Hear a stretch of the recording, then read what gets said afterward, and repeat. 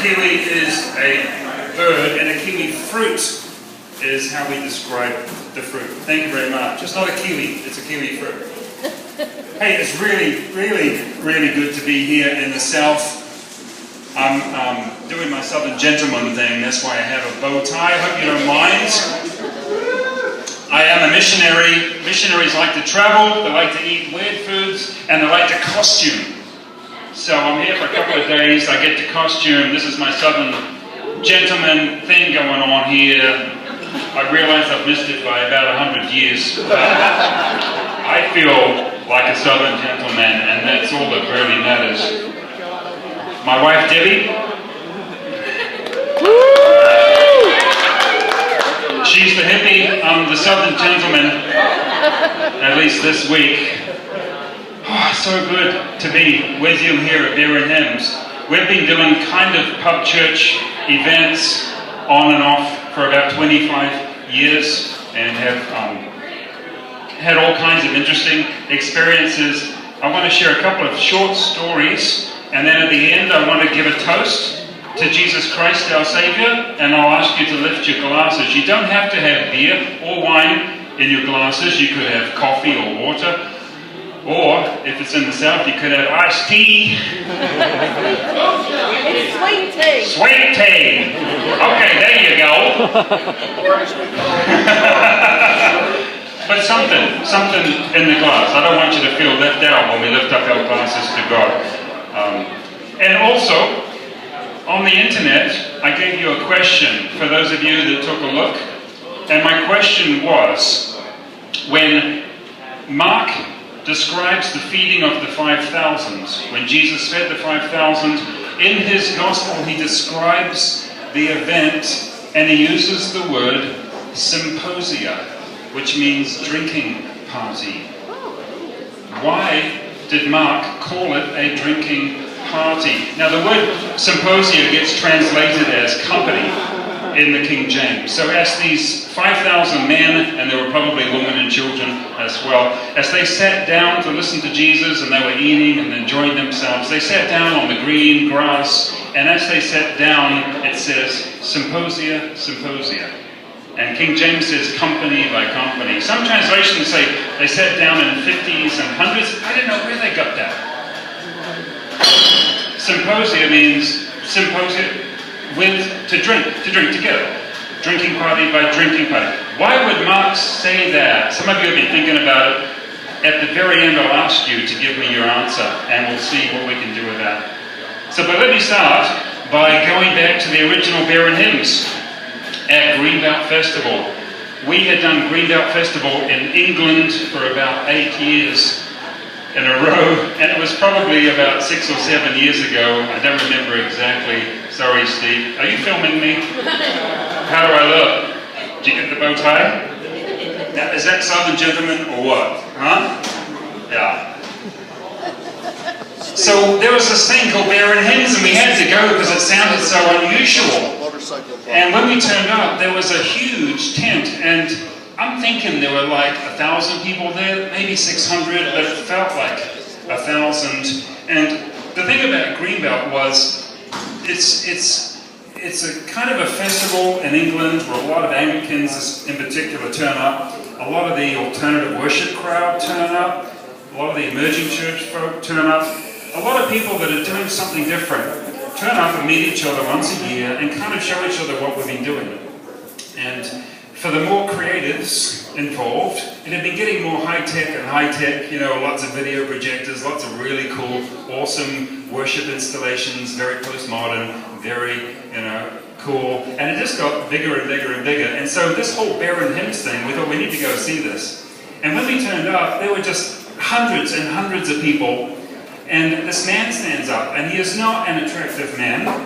He stands up with a glass of beer, and behind him there's a pianist, and he's got a whole pile of papers to hand out, and they've got hymns written on them.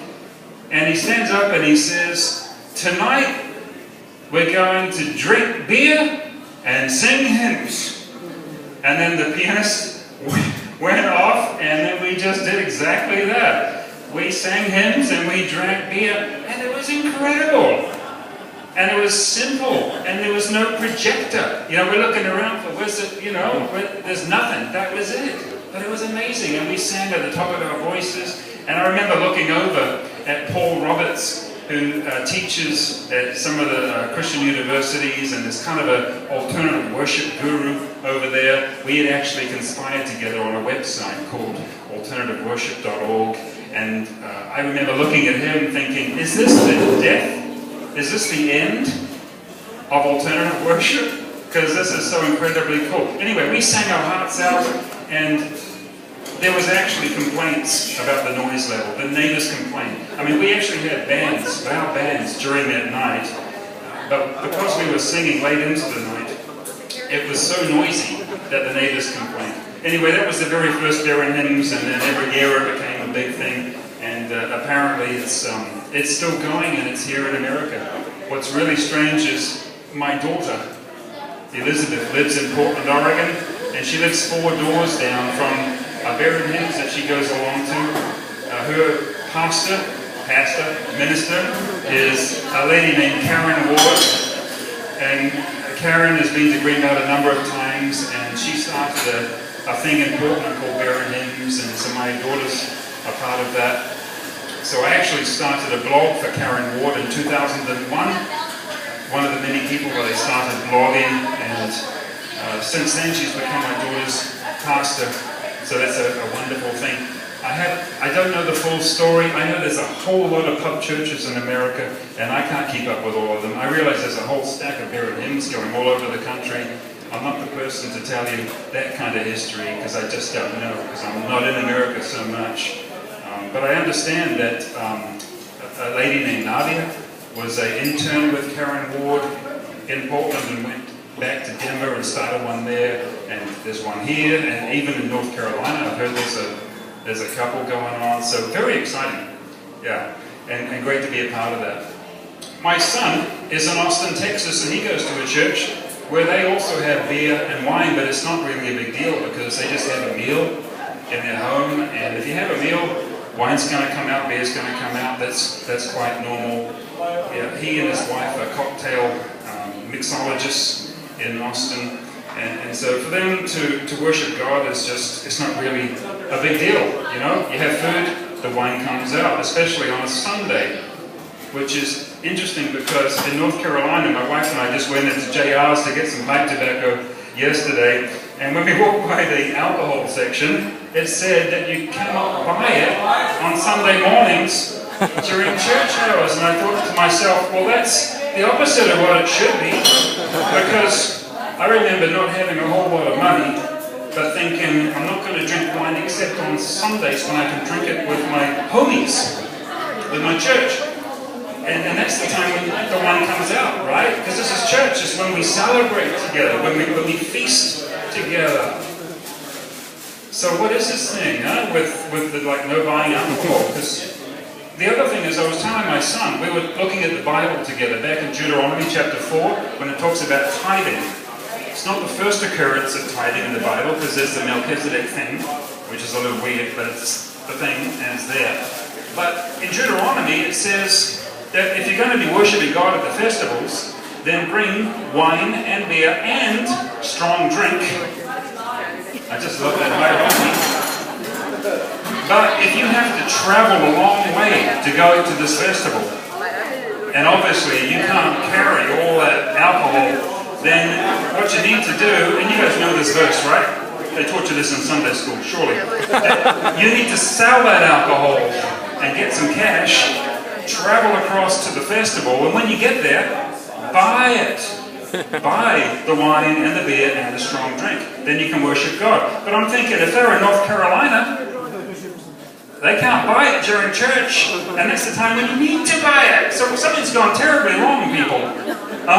Because church is a time when you need to buy the alcohol so you can actually celebrate. And that's the time when you can't buy it in North Carolina. Something is really, really messed up with your state. All right, we're gonna work on it. Okay. We're gonna work on it. Thank you.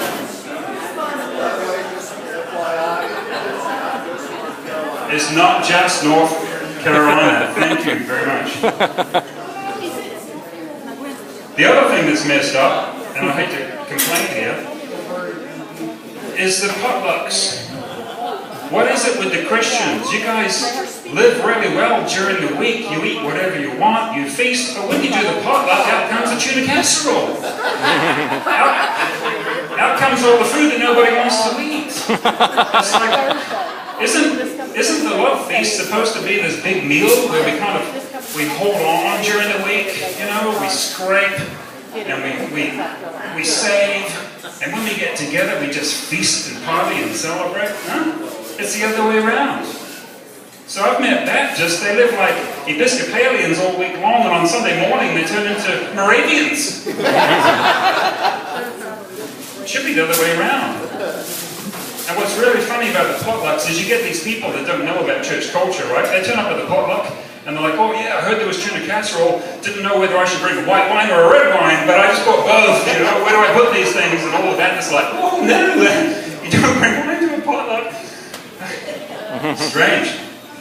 But, you know, around the world, it's just, people drink beer, people drink wine. It's not really a big thing, right?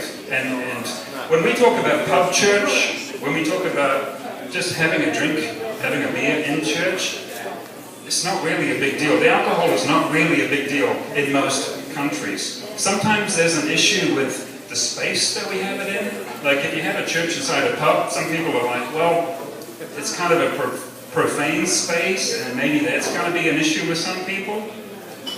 And I know it was in England back in the 1950s when they had pub church there.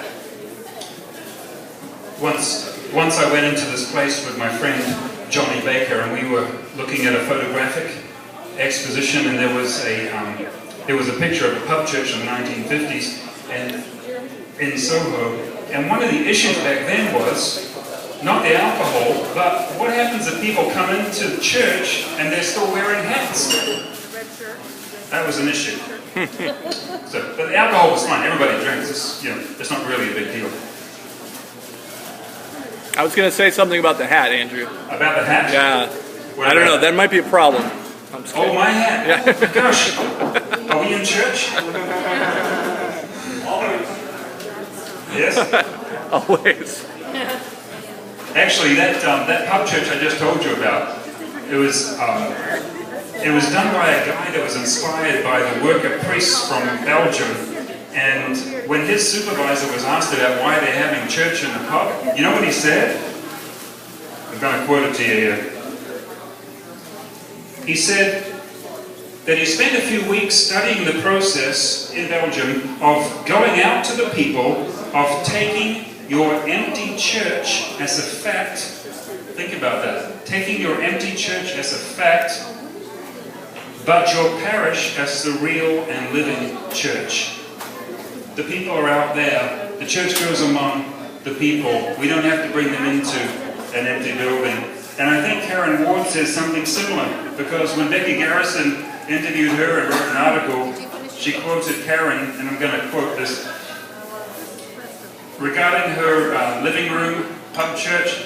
She says, this is the way to tap into the lives of people who may not go to church, but might like singing and might like beer drinking, to introduce folk to church in a way that is populist, culturally familiar. In our culture, people think of coffee houses and pubs as those spaces churches used to fill. So what is that saying? Most churches have gotten away from being part of the regular culture. I love that word, regular culture. Thus, they are missing out on connecting to regular people in regular life, which is what we are supposed to be all about. I think Jesus wouldn't be hiding behind the walls of a church and expecting people to come in instead of being out where the people are. It's the same thing. Hey, my first experience of pub church wasn't actually in England, it was in America. It was 1987. My wife and I came back from the mission field. We were on a ship for a couple of years. We were pretty young. We just got married. I started a Bible study for some people that had just come to know Jesus, and they didn't know anything about church culture.